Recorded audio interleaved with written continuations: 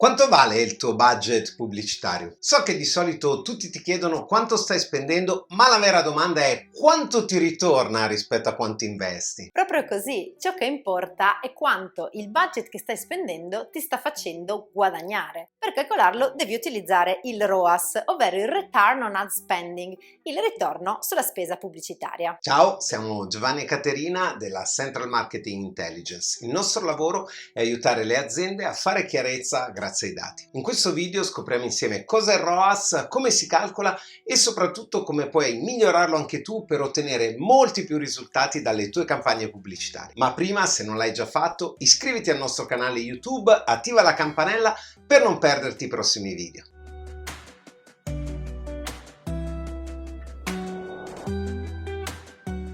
Iniziamo con il capire che cosa sia questo ROAS. Il ROAS è la metrica che ci dice quanto otteniamo per ogni euro investito in una campagna ads. Si calcola in modo molto semplice, come rapporto tra il valore delle vendite generate da una campagna e il costo degli annunci pubblicitari per quella specifica campagna. Se il valore è maggiore di 1, significa che la campagna è in attivo. Ad esempio, se avessi investito 100 euro in una campagna pubblicitaria su Facebook per vendere ad esempio un mio prodotto e avessi generato ad esempio 500 euro di vendita, il mio ROAS sarebbe 500 diviso 100, ovvero 5. Quindi per ogni euro investito in quella campagna otterrei 5 euro di vendite. In gergo sarebbe quindi una macchina stampa soldi. Se invece avessi ottenuto solo 50 euro di vendite, il mio ROAS sarebbe 50 diviso 100, quindi 0,5 inferiore a 1. Per ogni euro investito perderei 50 centesimi. Per calcolare correttamente il ROAS, quindi dobbiamo riuscire a stimare con una buona approssimazione il numero al numeratore,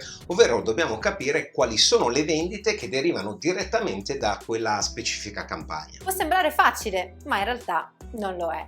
Non sai quante volte quando dobbiamo calcolare questi dati per i nostri clienti, creando ad esempio un report con una tabella come questa che vedi con i dati giorno per giorno di quanto si investe e quante vendite vengono realizzate, in realtà non è possibile farlo perché non è possibile distinguere la provenienza dei clienti rispetto alle specifiche campagne attive. Proprio per questo motivo è fondamentale utilizzare pagine di atterraggio o landing page che siano specifiche per ogni campagna e impostare correttamente il tracciamento dei risultati. Già, mentre per quanto riguarda il numero al denominatore devi inserire proprio il budget ads totale che hai investito in quella campagna nel periodo di tempo che hai generato quelle vendite. Questa è proprio la peculiarità del ROAS. Immagino infatti che avrai sentito parlare anche di altre metriche come il ROI e il ROMI, che sono metriche diverse dal ROAS proprio perché cambia il denominatore. Infatti il ROI è il Return on Investment, il ritorno sugli investimenti, quindi a denominatore prende in considerazione anche altre spese imputabili al prodotto, servizio, investimenti aziendali. Se vuoi approfondire lo studio del ROI e vuoi scoprire come calcolarlo, trovi un video nel nostro canale. Invece il ROMI è il ritorno sugli investimenti di marketing, che quindi va a considerare anche i costi proprio delle realizzazioni delle campagne, come ad esempio la grafica, la gestione. Al contrario, il ROAS guarda solo la spesa in ads, quindi una metrica, se vogliamo, più semplificata, che ci dà comunque un'indicazione mirata proprio sull'andamento delle campagne ads. In pratica ci fa capire quali campagne tra tutte quelle che stiamo lanciando in questo momento funzionano meglio e su cui possiamo spingere l'acceleratore aumentando il budget, quali invece sono in perdita e andrebbero ottimizzate o addirittura spente se non c'è niente da fare. Per ottimizzare le campagne ci sono molti metodi che variano in base al tipo di campagna e al canale.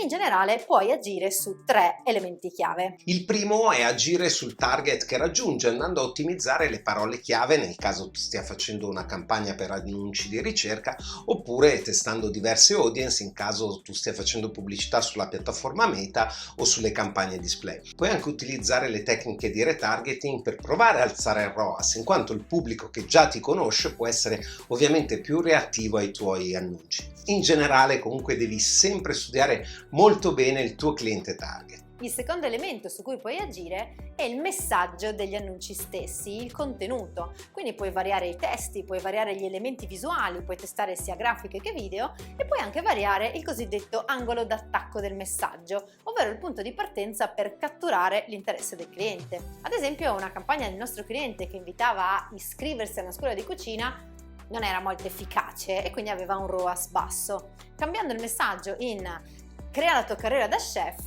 il ROAS è aumentato. Puoi agire quindi sulla pagina di atterraggio e su tutti i contenuti che sono successivi al click dell'annuncio. Qui devi mettere in campo tutte le strategie di CRO, ovvero di Conversion Rate Optimization, di cui fra parentesi abbiamo già parlato in un altro video.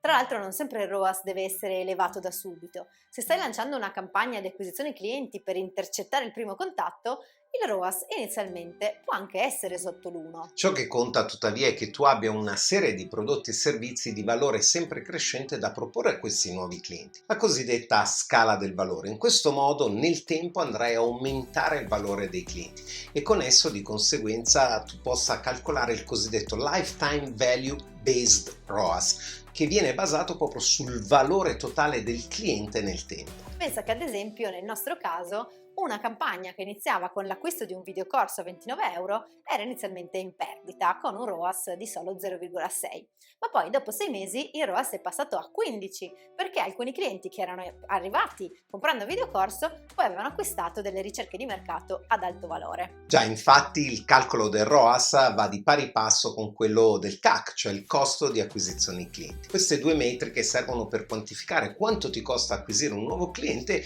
e soprattutto quanto vale nel suo ciclo di vita. Quindi concludendo, calcolare queste metriche è la chiave per mantenere il controllo sugli investimenti in marketing, senza investire a caso, ma confrontando i risultati ottenuti, ragionando in modo data-driven su come muoverti e valorizzando ogni singolo euro. E tu stai calcolando il ROAS dei tuoi investimenti o lasci girare le campagne senza farti troppe domande? Mi raccomando, se hai domande specifiche o vuoi aggiungere qualcosa, scrivicelo pure qui sotto nei commenti che ti rispondiamo. Nel frattempo iscriviti al nostro canale per non perderti i prossimi video e nel frattempo ricorda Think Big Data.